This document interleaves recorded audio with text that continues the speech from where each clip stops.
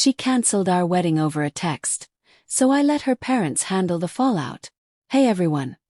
Real quick, only a small percentage of you are subscribed, and YouTube isn't pushing my videos right now.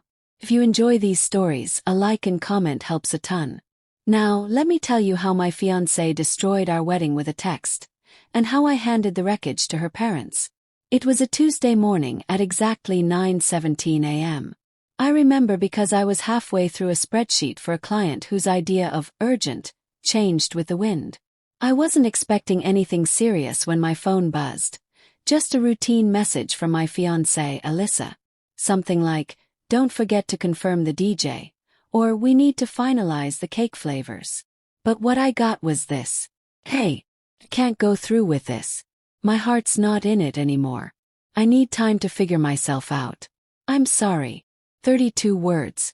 That's all it took to dismantle 4 years of memories, a year of engagement, and a 6-figure wedding that her parents had been bankrolling with pride. I stared at the screen. Blink. Read it again. It didn't hurt at first, just a strange coldness that spread across my chest. No screaming, no tears. Just clarity. Course she did this. The red flags had been fluttering for months. Sudden girls' nights that ended at sunrise, her phone always locked and turned face down, and most notably, her spiritual life coach, Darren. A man who sold online energy cleanses and posted shirtless TikToks about releasing inner blockages. To ask questions. I'd received deflections. Hope. That was my mistake. My hands hovered over the keyboard. I wanted to ask why. I wanted to rage, to plead, to laugh. But I realized something. She hadn't even respected me enough for a conversation. So I typed 2 words. Understood. Goodbye. No drama. No plea.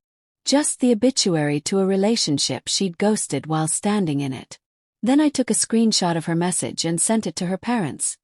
Martin and Elaine Rivers, the financial and emotional powerhouses behind this wedding extravaganza.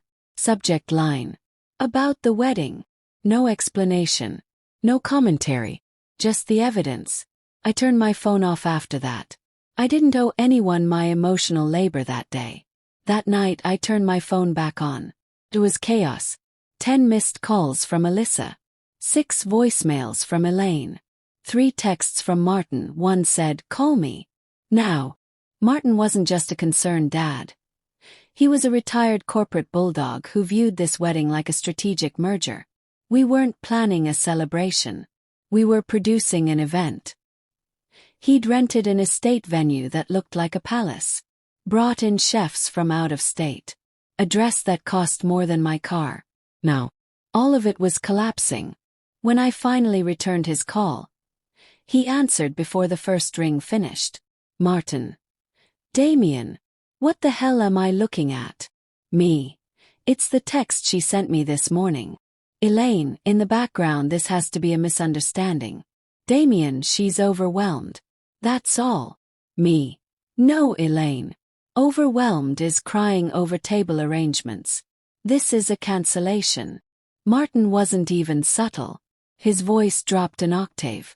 "Martin, do you realize we're $147,000 into this wedding? That caterer won't refund a penny, and the venue's cancellation window ended last week." "Me. Then I suggest you speak to your daughter. She's the one who cancelled." Silence.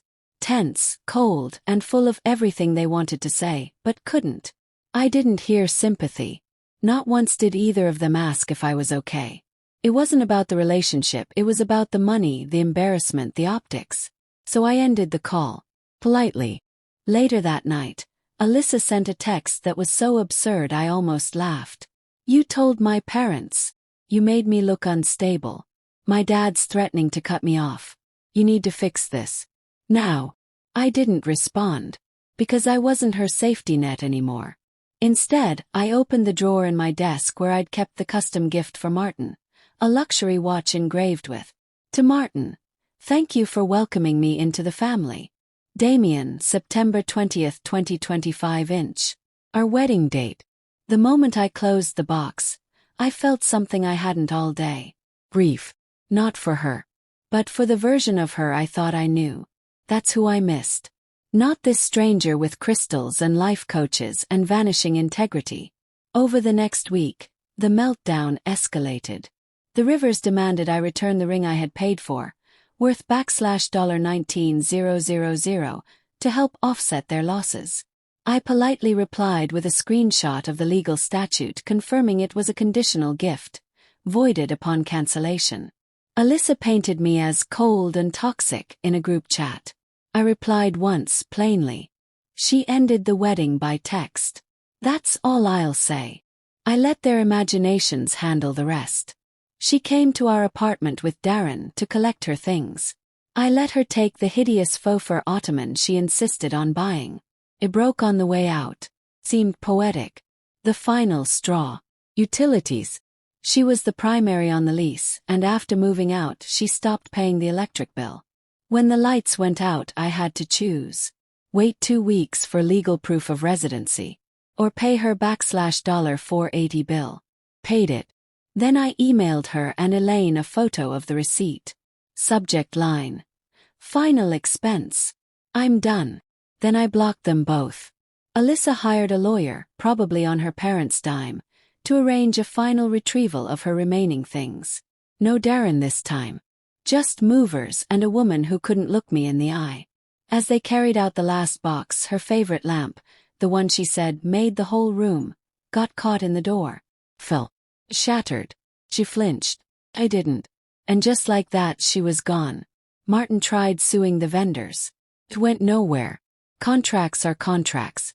Alyssa and Darren fizzled out fast. Apparently, spiritual alignment can't cover rent. Elaine sent me one last email, a rambling blame fest calling me heartless and calculated. I didn't open it.